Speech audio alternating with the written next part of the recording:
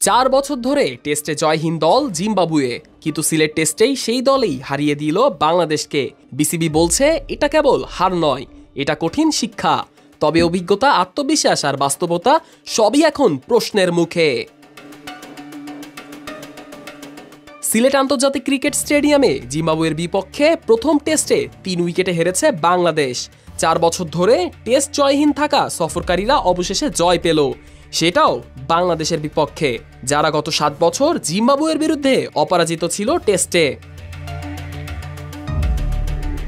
এই হারকে অত্যন্ত হতাশাজনক এবং শিক্ষণীয় বলে মনে করছেন বাংলাদেশ ক্রিকেট বোর্ডের ক্রিকেট অপারেশন কমিটির চেয়ারম্যান নাজমুল আবেদিন ফাহিম। মিরপুর শেরেবাংলা স্টেডিয়ামে সাংবাদিকদের মুখোমুখি হয়ে ফাহিম বলেন, আমরা আমাদের দলকে যে জায়গায় দেখতে চাই, এই ফলাফল তার সঙ্গে যায় না।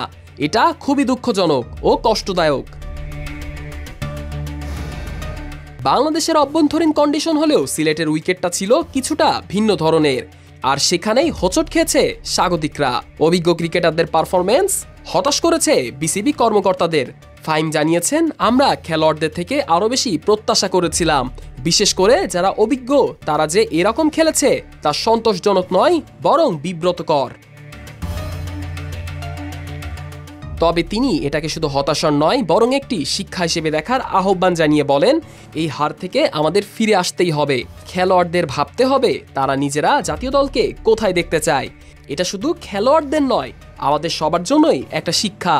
বাংলাদেশ এখন 1-0 ব্যবধানে পিছিয়ে। সিরিজ বাঁচাতে দ্বিতীয় টেস্টে জয় আবশ্যক। এই ম্যাচটি অনুষ্ঠিত হবে আগামী 28 এপ্রিল চট্টগ্রামের বীরশ্রেষ্ঠ ফ্লাইট লেফটেন্যান্ট মতিউর রহমান স্টেডিয়ামে, যেটি আগে জহুর আহমেদ চৌধুরী স্টেডিয়াম নামে পরিচিত ছিল।